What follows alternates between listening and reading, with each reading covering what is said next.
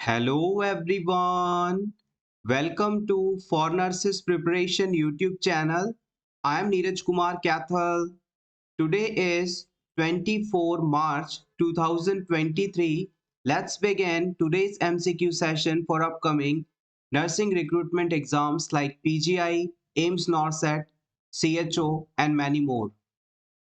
Our first question is, all of the following are leadership styles except इनमें से कौन सा लीडरशिप स्टाइल नहीं है, वो ऑप्शन सेलेक्ट कीजिएगा। Democratic, idealistic, autocratic, laissez fair.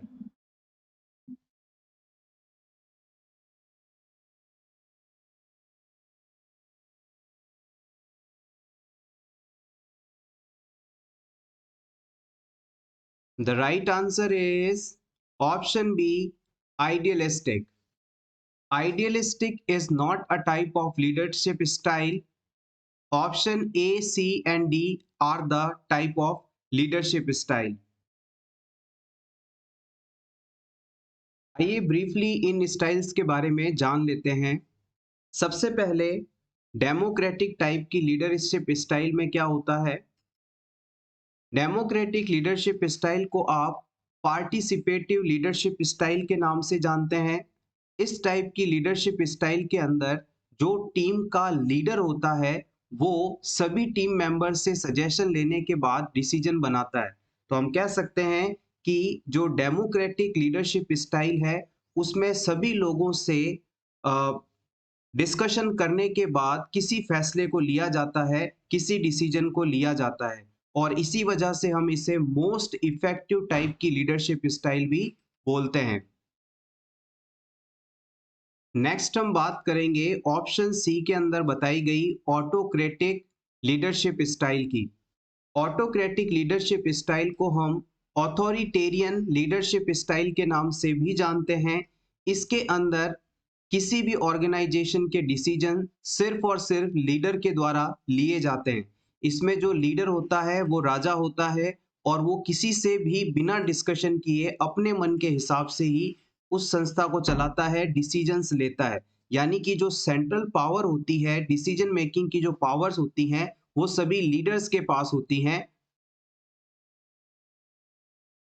Last option D के अंदर लेजिस फेयर टाइप की लीडरशिप स्टाइल है। इसके अंदर जो डिसीजंस होते हैं वो टीम मेंबर्स के द्वारा लिया जाता है, टीम के द्वारा डिस्कशन करके लिए जाते हैं। इसमें लीडर्स के पास डिसीजन की पावर नहीं होती, या हम कह सकते हैं कि जो ऑटोक्रेटिक लीडरशिप स्टाइल थी उसका जस्ट ऑपोजिट टाइप की लीडरशिप स्टाइल है लेजिस फेयर। इससे हम फ्री रेनिंग लीडरशिप के नाम से भी जानते हैं, क्योंकि डिसीजंस लीडर नहीं लेते, डिसीजन टीम मेंबर्स आपस में सलाह करके लेते हैं। एक बार फिर से रिवाइज करें तो सबसे पहले हमने बात की थी डेमोक्रेटिक के बारे में। डेमोक्रेटिक में जो डिसीजन होता है वो लीडर लेता है, लेकिन सभी लोगों से डिस्कशन करने के बाद। ऑटोक्रेटिक लीडरशिप स्टाइल के अंदर डिसीजन लीडर्स के द्वारा लिए जाते हैं बिना किसी से डिस्कशन किए हुए। और लेजिस फेयर टाइप का जो लीडरशिप स्टाइल है इसके अंदर टीम मेंबर्स आपस में डिस्कशन करके डिसीजन लेते हैं, यहाँ लीडर्स डिसीजन नहीं लेते। Next question is, the nurse is caring for an elderly client who has congestive heart failure and is taking digoxin. The client should be monitored for which of the following signs of toxicity? किसी elderly age के व्यक्ति को congestive heart failure disease है और इसके treatment के लिए वो डिगॉक्सिन ड्रग ले रहा है। इस डिगॉक्सिन ड्रग की टॉक्सिसिटी होने पर नीचे बताए ऑप्शंस में से कौन सा साइन पेशेंट में देखने को मिलेगा, ये आपको सेलेक्ट करना है। पहला है डिसओरिएंटेशन, दूसरा है वेट गेन, तीसरा है कॉन्स्टिपेशन, चौथा है डिस्पनिया।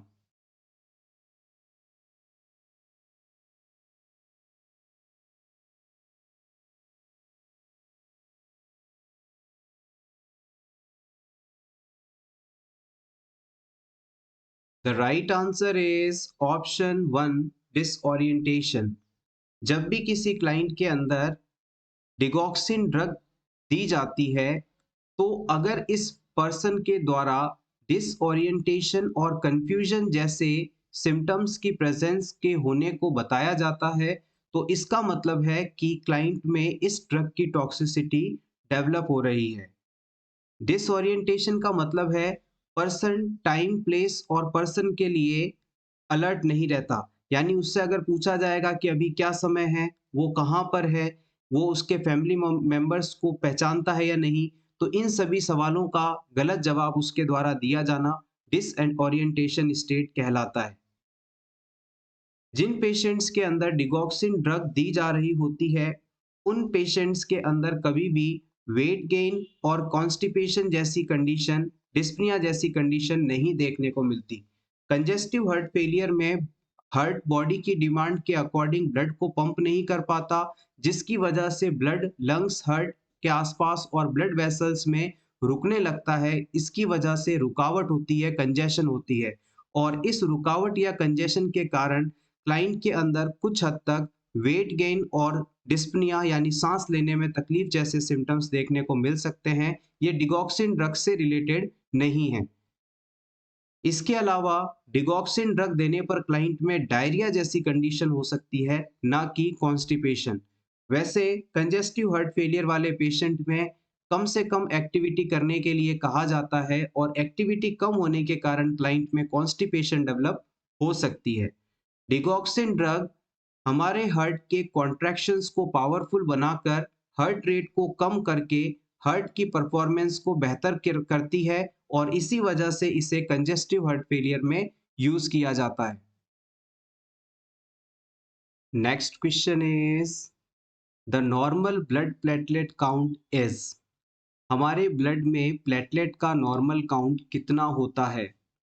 2 लाख से 3.5 लाख, 1 लाख से 2.5 लाख, 4,50,000 से 6,90,000, या 1 लाख से 4,50,000 पर mm³ सेल्स।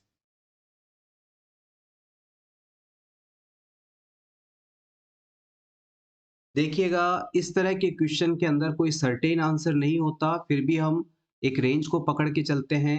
कई जगह पर आपको नॉर्मल प्लेटलेट काउंट 1.5 से 5 लाख तक मिलेगा, कई जगह 1.5 से 4.5 मिलेगा, कई जगह 1.5 से 5.5 भी मिल सकता है। तो जैसा आपके पास ऑप्शंस मौजूद हैं, उस हिसाब से आपको आंसर चुनना होगा। यहाँ पर हम 1 लाख से लेकर 4.5 लाख सेल्स पर क्यूबिक mm को नॉर्मल मान के आंसर कर रहे हैं। Option D is correct here. Next question is RBS के program include age group. RBS के प्रोग्राम में किस एज के व्यक्ति को फायदा मिलता है? 18 साल से कम उम्र के बच्चों को, 18 साल से ज्यादा उम्र के बच्चों को, 0 से 28 दिन के बच्चों को, या 1 से 3 साल के बच्चों को?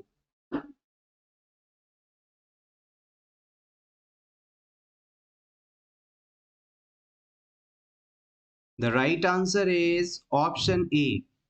आइए इसके बारे में और जान लेते हैं। आरबीएस के प्रोग्राम का फुल फॉर्म है राष्ट्रीय बाल स्वास्थ्य कार्यक्रम। राष्ट्रीय बाल स्वास्थ्य कार्यक्रम। और इस प्रोग्राम का एडवांटेज 0 से 18 साल के बच्चों को मिलता है। यानी इस प्रोग्राम में 18 साल तक के सभी बच्चों को टारगेट करते हुए फायदा पहुंचाया जाता है। इस प्रोग्राम का मेन उद्देश्य है किसी भी डिजीज को अर्ली स्टेज में आइडेंटिफाई करके उसका अर्ली ट्रीटमेंट कर दिया जाए, यानी उसे अर्ली इंटरवेंशन दिया जाए। इस आरबीएस के प्रोग्राम में 4Ds को इंक्लूड किया जाता है। एग्जाम पॉइंट ऑफ व्यू से भी ये काफी इंपॉर्टेंट है। यहाँ पर जो 4Ds इंक्लूड किए जाते हैं, उनमें सबसे पहले डी का मतलब है डिफेक्ट एट बर्थ। यानी बच्चे में यदि जन्म के साथ किसी प्रकार का डिफेक्ट मौजूद है, तो तुरंत उसे आइडेंटिफाई करके उसका ट्रीटमेंट करवाया जाए, उसका इंटरवेंशन करवाया जाए।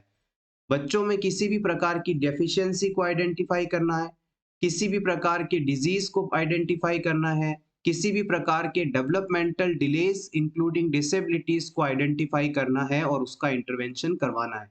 तो 4Ds के अंदर डिफेक्ट आ गया, डिफेक्ट एट बर्थ आ गया, डेफिशिएंसी आ गया, डिजीजेज आ गए और डेवलपमेंटल डिलेज आएंगे और इसके साथ डिसेबिलिटीज को भी हम टारगेट करके चलते हैं। आप चाहें तो आपके रिवीजन के लिए इसका स्क्रीनशॉट ले सकते हैं, इंपॉर्टेंट है। Next question is the committee which was appointed in 1974 by the Government of India under the Ministry of Health and Family Planning for medical education and supporting manpower is known as। Bharat सरकार के द्वारा 1974 में ministry of family health and planning इस department के द्वारा medical education और man power को support करने के उद्देश्य से कौन सी कमेटी बनाई गई थी? एक बार फिर से समझिएगा, मेडिकल एजुकेशन और मैन पावर को सपोर्ट करने के उद्देश्य से भारत सरकार द्वारा 1974 में कौन सी कमेटी बनाई गई थी? Mukherjee committee, Mudaliar committee, Srivastava committee, Chadda committee.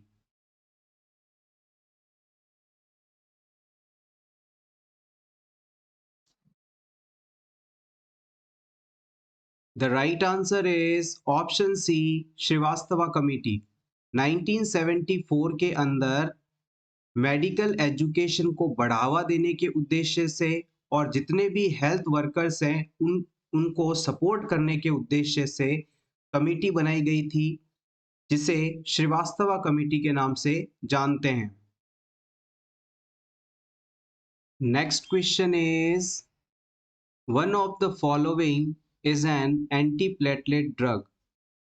इनमें से उस ऑप्शन का सेलेक्ट करें जो कि एंटी प्लेटलेट फंक्शन रखती हो। एंटी प्लेटलेट फंक्शन का मतलब होता है ऐसी कोई भी मेडिसिन जो कि प्लेटलेट्स के फंक्शंस को रोक दे, प्लेटलेट्स को इनएक्टिवेट कर दे, जिसके कारण ब्लड क्लॉट्स नहीं बन पाए। एंटी प्लेटलेट्स ड्रग का इस्तेमाल हम ज़्यादातर ऐसी किसी भी कंडीशन के होने से रोकने हेतु कर सकते हैं जहां पर एबनॉर्मल ब्लड क्लॉट्स के कारण प्रॉब्लम होती है, जैसे कि सेरिब्रोवैस्कुलर एक्सीडेंट हो गया जिसे आप स्ट्रोक कहते हैं, या फिर ब्लॉकेज ऑफ पेरिफेरल आर्टरीज हो गया, ट्रांसिएंट इस्चेमिक अटैक हो गया, या फिर हार्ट अटैक हो गया। इन सभी चीज़ों के ट्रीटमेंट में हम एंटी प्लेटलेट ड्रग देते हैं। और कौन सी ड्रग दी जा सकती है, अब इस क्वेश्चन को आप इजीली आंसर कर सकते हैं। यस, एग्जैक्टली, एक्सीलेंट आंसर है आपका। Option C is correct here. याद रखिएगा, एस्प्रिन और क्लोपिडोग्रिल एग्जाम्स में अक्सर पूछे जाने वाली एंटी प्लेटलेट मेडिसिन हैं और ये प्लेटलेट्स के एक्शन को रोक देती हैं, प्लेटलेट्स को इनएक्टिवेट कर देती हैं, जिससे कि ब्लड क्लॉट्स बनने की जो प्रक्रिया है वो रुक जाती है, ब्लड क्लॉट्स नहीं बन पाते। Aspirin and clopidogrel. Next question is non-pregnant female uterus weight is around। किसी नॉन प्रेग्नेंट फीमेल के यूट्रस का नॉर्मल वजन कितना होता है? 60 kilo, 60 pound, 60 gram, 60 milligram.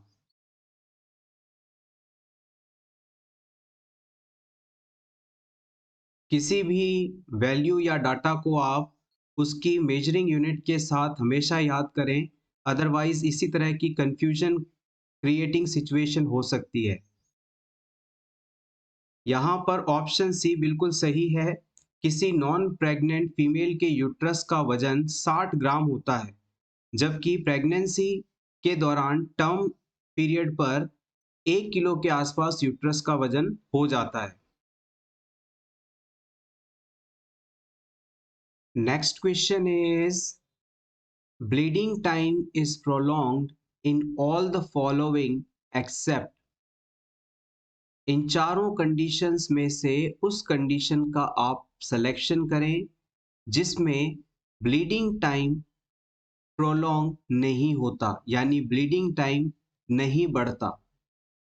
Option A viper bite, option B idiopathic thrombocytopenia, option C haemophilia, A option D von Willebrand's disease.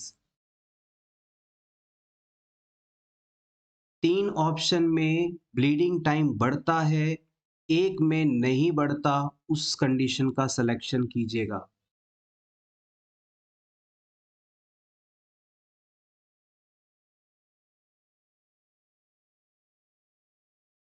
आपको इस question के सॉल्यूशन के लिए एक हिंट दे देता हूं। अगर हमारे शरीर के अंदर प्लेटलेट्स की संख्या कम हो जाए या फिर उनका फंक्शन सही तरीके से नहीं हो तो ब्लीडिंग टाइम बढ़ता है, नंबर एक चीज। और दूसरी बात, अगर हमारे शरीर के अंदर क्लॉटिंग फैक्टर्स की कमी हो तो क्लॉटिंग टाइम बढ़ता है। अब इस क्वेश्चन का आंसर दीजिएगा। यस, एक्सीलेंट गाइस, आप बिल्कुल सही हैं।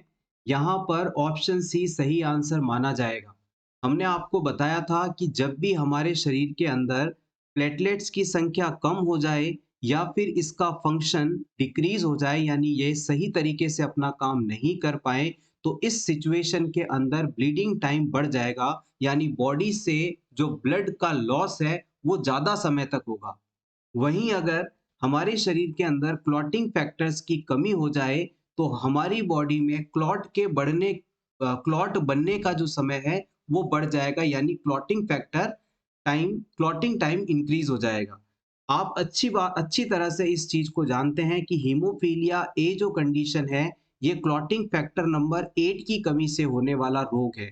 और अगर क्लॉटिंग फैक्टर नंबर 8 की कमी होगी तो सही तरीके से क्लॉट नहीं बनेगा, और क्लॉट सही नहीं बनेगा, सही समय पे नहीं बनेगा, तो हम कह सकते हैं कि क्लॉटिंग टाइम बढ़ चुका है। यही आपसे पूछा जा रहा था कि किस कंडीशन के अंदर ब्लीडिंग टाइम नहीं बढ़ता। तो यहाँ पर हीमोफीलिया ए डिजीज कंडीशन वाले पेशेंट में प्लेटलेट्स की संख्या और प्लेटलेट्स का फंक्शन तो नॉर्मल रहता है, इस वजह से यहाँ ब्लीडिंग टाइम नहीं चेंज होता, लेकिन क्लॉटिंग फैक्टर्स की कमी के कारण क्लॉटिंग टाइम बढ़ जाता है। और वाइपर बाइट होने पर, वाइपर एक प्रकार का स्नेक है, इसकी बाइट होने पर या प्लेटलेट्स की संख्या में कमी होने पर या नॉन बिलीवर्ड्स डिजीज होने पर प्लेटलेट्स की जो फंक्शनिंग है वो प्रभावित होती है, और तीनों ही कंडीशन के अंदर ब्लीडिंग टाइम नॉर्मल से ज्यादा हो जाता है। होपफुली अब आप ये कॉन्सेप्ट भूलेंगे नहीं, प्रीवियस एग्जाम में इसे पूछा गया है। आप चाहें तो आपके रिवीजन के लिए सिर्फ इस चीज का स्क्रीनशॉट ले सकते हैं। Next question is, during clotting, the prothrombin is changed to thrombin in the presence of। Blood clotting process के दौरान थ्रोम्बिन प्रोथ्रोम्बिन थ्रोम्बिन में चेंज होता है। ये कन्वर्जन किस सब्सटेंस की प्रेजेंस में संपन्न हो पाता है, कंप्लीट हो पाता है? Option A calcium ions and fibrinogen, option B thromboplastin and vitamin K, option C calcium ion and vitamin K, option D calcium ion and thromboplastin.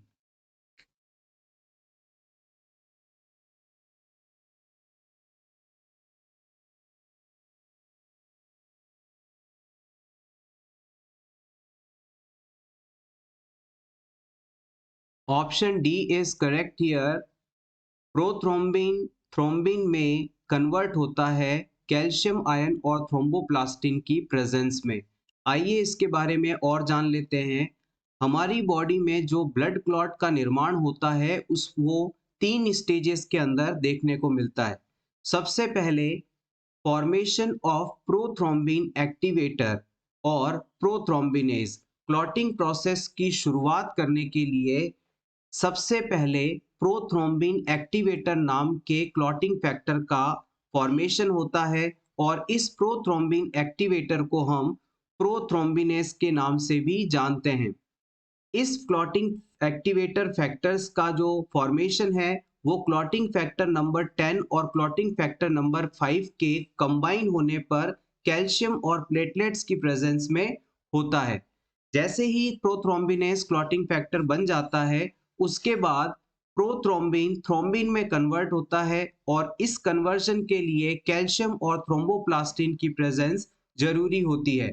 Finally fibrinogen जो है फिब्रिन में कन्वर्ट हो जाता है और फिब्रिन को ही हम क्लॉटिंग प्रोसेस का फाइनल प्रोडक्ट मानते हैं और इसके बनने पर ब्लीडिंग रुक जाती है, कंप्लीट फॉर्मेशन हो जाता है। Next question is which intervention would the nurse expect to be ordered for the client with dehydration?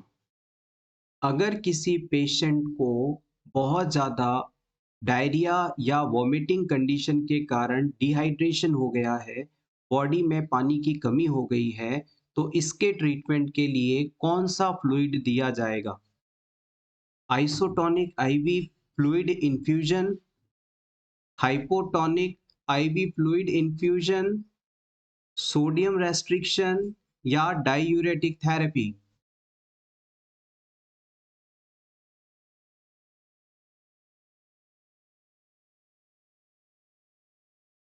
Important question है एम्स नॉर्सेट एग्जाम 2023 के लिए। आइए वन बाय वन सभी ऑप्शंस को डिस्कस करते हैं।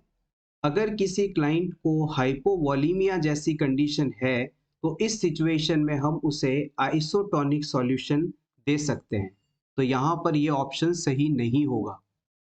डायूरेटिक थेरेपी का इस्तेमाल अगर क्लाइंट में यूरिन आउटपुट नहीं हो पा रहा है, यूरिन नहीं बन पा रहा है, तो यूरिन बनाने के लिए, यूरिन आउटपुट को बढ़ाने के लिए डायूरेटिक थेरेपी का इस्तेमाल किया जाता है, जिसमें आप हॉस्पिटल में ज़्यादातर लेसिक्स नाम के इंजेक्शन का इस्तेमाल करते हैं, जिसमें फ्रूसेमाइड नामक सॉल्ट मौजूद होता है।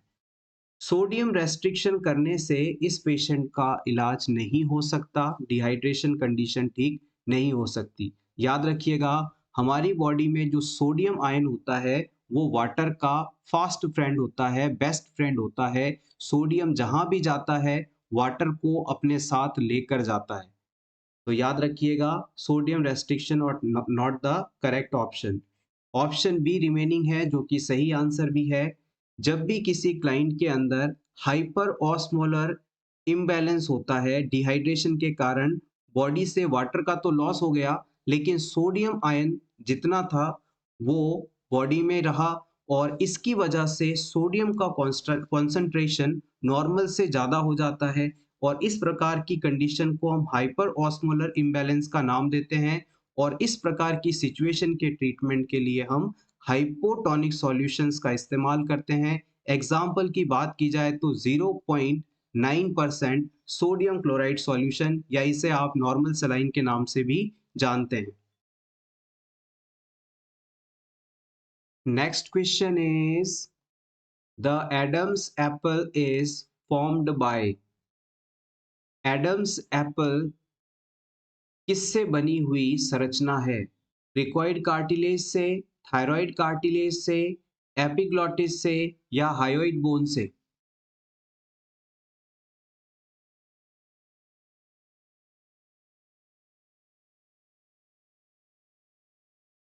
एडम्स एप्पल हमारे गले के अंदर पाए जाने वाली संरचना है जो कि मेल्स के अंदर प्रोमिनेंट होती है, यानी कि बहुत ज़्यादा उभरी हुई दिखाई देती है। जब आप अपने गले वाले हिस्से को टच करके फील करेंगे तो एक जगह पर काफ़ी उभरा हुआ भाग महसूस होता है।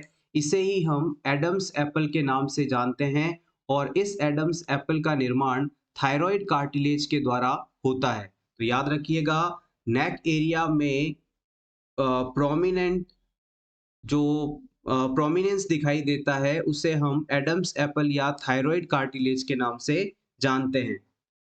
इसके अलावा याद रखिएगा, क्रिकोइड कार्टिलेज को हम सिग्नेट रिंग कार्टिलेज के नाम से भी जानते हैं और एपिग्लॉटिस को हम लिड कार्टिलेज के नाम से जानते हैं, जो कि रेस्पिरेटरी ट्रैक्ट में फूड या वाटर की एंट्री को प्रोहिबिट करता है।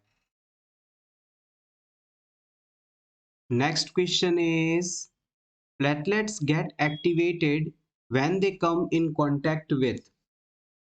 हमारी बॉडी में जो प्लेटलेट्स ब्लड सेल्स हैं ये कब एक्टिवेट होती हैं, कब अपना फंक्शन परफॉर्म करना शुरू कर देती हैं? जब ये हिपेरिन के कांटेक्ट में आती हैं, कोलेजन के कांटेक्ट में आती हैं, फिब्रिनोजन के कांटेक्ट में आती हैं या एंडोथेलियम के कांटेक्ट में आती हैं।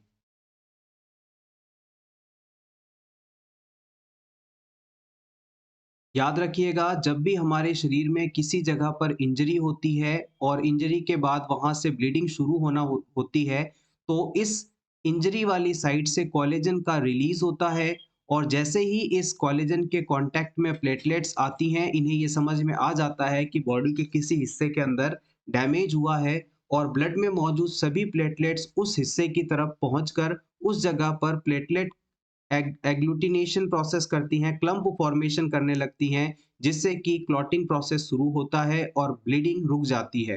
तो याद रखिएगा, जब भी प्लेटलेट्स कोलेजन के कांटेक्ट में आएगी, ये अपना फंक्शन शुरू कर देगी। Next question is central birth and death registration act was passed. Central birth and death registration act किस वर्ष पास हुआ था? 1969 में, 1881 में, 1950 में, 1947 में।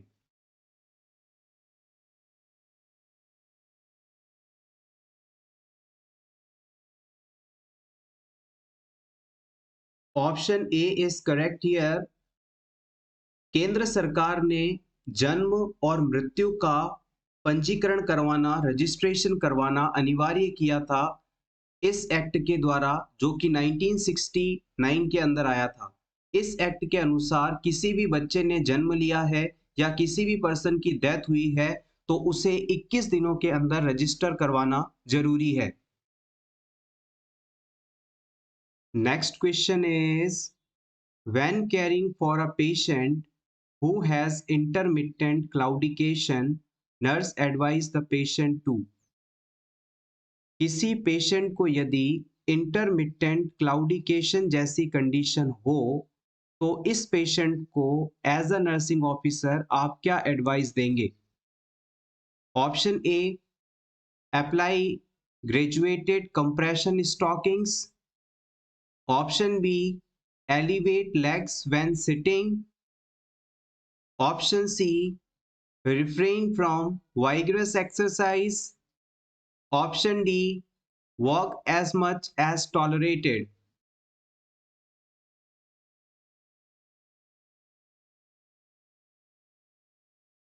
इंटरमिटेंट क्लाउडिकेशन कंडीशन का मतलब होता है पेशेंट के डिस्टल पार्ट ऑफ एक्सट्रीमिटीज में किसी प्रकार के क्लॉट की प्रेजेंस होना या ब्लड वेसल्स का बहुत ज़्यादा नैरो होना, जिसके कारण डिस्टल या पेरिफेरी एरियाज के अंदर ब्लड सप्लाई प्रॉपर नहीं हो पाती और एक्टिविटी इंक्रीज होने के साथ ही इन एरियाज में ब्लूइश डिस्कलरेशन, नेक्रोसिस जैसी कंडीशन हो सकती है, जहां जिस वजह से वहां मौजूद सभी सेल्स और टिश्यू को काफी डैमेज होता है।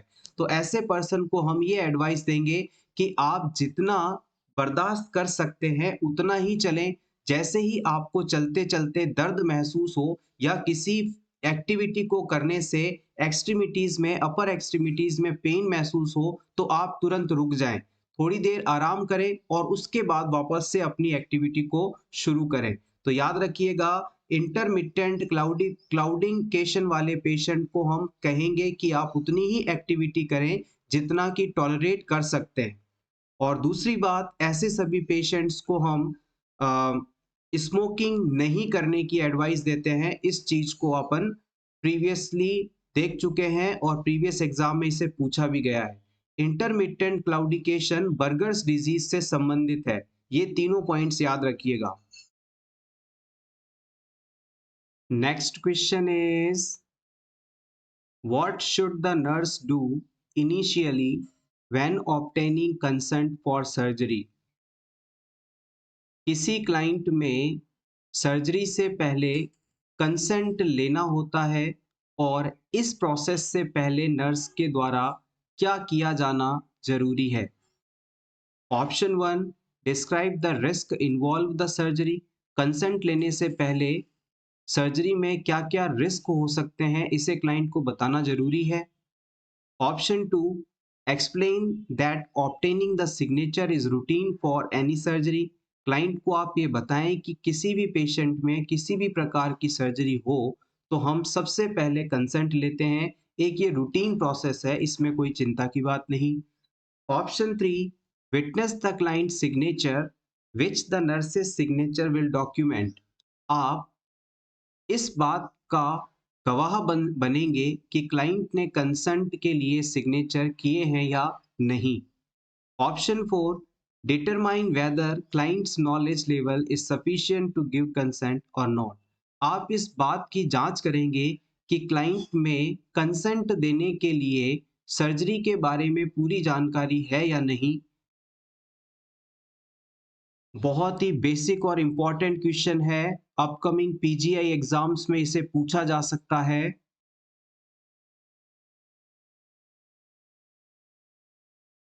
सबसे पहली बात तो आप इस चीज को नोट कर लें, किसी भी सर्जरी से पहले कंसेंट लेना हमेशा डॉक्टर की जिम्मेदारी होती है या हेल्थ केयर प्रोवाइडर की जिम्मेदारी होती है। नर्सेस का ये काम नहीं है कि आप क्लाइंट से कंसेंट लें। कंसेंट क्या होता है? जब भी हम कोई भी ऐसा प्रोसीजर या सर्जरी करें जिसमें शरीर के अंदर किसी इंस्ट्रूमेंट या इक्विपमेंट को इंसर्ट करना हो, तो उससे पहले पेशेंट को इस पूरी प्रोसीजर की जानकारी दी जाती है। ये कैसे किया जाएगा, क्यों किया जा रहा है, इसके अल्टरनेटिव्स क्या हैं और इस प्रोसेस के दौरान या इसके बाद में आपकी बॉडी में क्या चेंजेस हो सकते हैं, क्या नुकसान हो सकते हैं, इन पूरी चीज़ों को बताया जाता है। और फिर क्लाइंट से कहा जाता है कि इन सभी बातों के साथ भी क्या आप हमसे ही सर्जरी करवाना चाहते हैं। पेशेंट ये कहता है, हाँ मैं सभी चीज़ों को समझता हूँ, मुझे पूरी जानकारी दे दी गई है और मैं इस ऑपरेशन को करवाना चाहता हूँ और इसमें कोई भी फ़ायदा या नुकसान होता है तो इसके लिए हॉस्पिटल, डॉक्टर कोई रिस्पॉन्सिबल नहीं है, सारी ज़िम्मेदारी मेरी है, मुझे ये ऑपरेशन करवाना है। ये एग्ज़ैक्टली कंसेंट का मतलब होता है। ज़्यादातर हॉस्पिटल्स के अंदर कंसेंट लेने की ज़िम्मेदारी भी नर्सेस के ऊपर डाल दी जाती है, जो कि प्रैक्टिकली होता है लेकिन एग्ज़ैक्टली नहीं होना चाहिए, ये डॉक्टर्स का काम है। सबसे पहले ऑप्शन की बात की जाए तो यहाँ कहा गया है कि सर्जरी के दौरान क्लाइंट को क्या-क्या रिस्क हो सकते हैं, इस बारे में पेशेंट को बताना। जब कंसेंट लेना काम हमारा है ही नहीं, तो हम पेशेंट को क्यों फ़ायदे और नुकसान के बारे में बात करेंगे? ये काम डॉक्टर का है, इसलिए ये ऑप्शन सही नहीं होगा। इसके बाद ऑप्शन 2 के अंदर कहा गया है कि हम क्लाइंट को कहेंगे कि सर्जरी से पहले सिग्नेचर लेना एक रूटीन चीज़ है। ये बात सही है, लेकिन रूटीन है इसका ये मतलब नहीं कि क्लाइंट बिना कुछ जाने ही साइन कर दे, ऐसा नहीं है। क्लाइंट को पूरी जानकारी दीजिए, सर्जरी से पहले कंसेंट लेना ज़रूरी है, लेकिन क्लाइंट के लेवल ऑफ नॉलेज को मैच करवाकर फिर सिग्नेचर लेने चाहिए। ऑप्शन 3 के अंदर बताया गया है कि विटनेस आपको बनना है कि क्लाइंट ने साइन किए हैं या नहीं। ये चीज़ बात सही है कि क्लाइंट ने सिग्नेचर किए हैं या नहीं, आप इसके गवाह बन सकते हैं। लेकिन सबसे पहले इस चीज़ का ख़्याल करना ज़रूरी नहीं है। पहले क्लाइंट को जानकारी है या नहीं, इस चीज़ का असेसमेंट करना होगा, जो कि ऑप्शन 4 के अंदर बताया गया है। किसी भी क्लाइंट को ऑपरेशन के बारे में पूरी समझ है या नहीं, उसे इस सर्जरी के बारे में बताया गया है या नहीं, इस चीज़ की पूरी जानकारी जब उसे हो जाए, आप उससे ये वेरिफ़िकेशन कर लें, तब उससे आप कंसेंट के लिए ओके डिक्लेयर करेंगे। यही चीज़ यहाँ लिखी है, एक बार फिर से रीड कर लीजिएगा। Determine whether client's knowledge level is sufficient to give consent. Client में इतना नॉलेज इस सर्जरी के बारे में है या नहीं कि वो कंसेंट दे पाए, इस चीज़ को आप पता कर सकते हैं कंसेंट से पहले as a nurse. Hopefully this concept of consent taking is clear now. Previous exam में इस तरह के क्वेश्चंस को कई बार पूछा गया है, आप चाहें इसका स्क्रीनशॉट ले लें। Thank you so much everyone for watching this complete video. अगर आपको आज की ये क्लास अच्छी लगी हो तो प्लीज़ इसे लाइक कर दीजिएगा और रेगुलरली वीडियोस देखते रहिएगा। रिसेंट जितने भी एग्जाम्स हुए हैं उन सभी एग्जाम्स में हमारी क्लासेस से काफ़ी क्वेश्चंस डायरेक्ट और इनडायरेक्ट तरीके से पूछे गए हैं। होपफुली अगर आप रेगुलरली हमारे व्यूअर्स बने रहेंगे तो आपको डेफिनेटली फ़ायदा होने वाला है। Thank you so much, best of luck.